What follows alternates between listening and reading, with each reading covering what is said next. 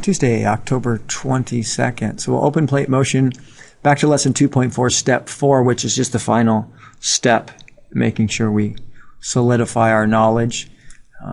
We've seen the 2.4 standards already about developing models. We want to make sure we go over this handout and understand what's happening with rock creation. And we want to make sure, again, we've completed the handout, we've used the simulation, we know the difference between a convergent and a divergent boundary. In 2.5, it's kind of a crazy week with some of you are getting to lessons earlier than others depending on when I see you during the day. So our 2.5, we are analyzing and interpreting new evidence. We're given a model that includes more plate boundary landforms and earthquakes, and that helps us paint the entire picture of what's happening between South America and Africa. The visual model it mentions here, you get one final handout to make certain you understand what kind of boundary this is and how the plates move and rock is formed. So in 2.5, make sure you've collected and discussed all of the data so far. Matter of fact, we put it up on the whiteboard as a group so we can see throughout the day all the things that all students in all periods have collected.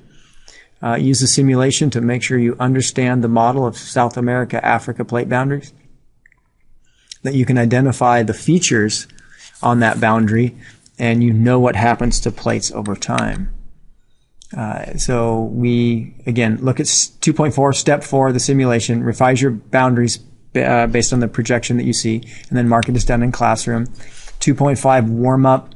That needs to be handed in. You take a first look at that map, and they want to collect your thoughts on what you think's going on. We have a discussion about that map. This is where I mentioned earlier that all the information is going to go on the whiteboard. We'll have photos of that posted here in the slideshow as well. The physical model is that handout you're drawing in that boundary and the cross-section that we've done so many times. And I encourage you to draw the opposite boundaries of South America and Africa on the sides of the handout. If you can do that, you truly understand what's happening at these plates, and you have plenty of evidence to bring to the argument. Then step 4 in 2.5 is the beginning of that argument. The purpose of writing everything on the whiteboard is so it's all there for us to refer to as we write our argument. And this is scored 0 to 4 as it was in the Geology on Mars unit.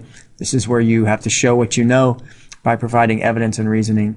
When you're done with that, which you probably won't get through today because of the rotating schedule, mark that as done when you are done. And step 5 is not required. The family experience is not required. You do not have to hand it in. And, this is what our wall looks like at this point. And we are at our critical juncture, and we will take care of that tomorrow.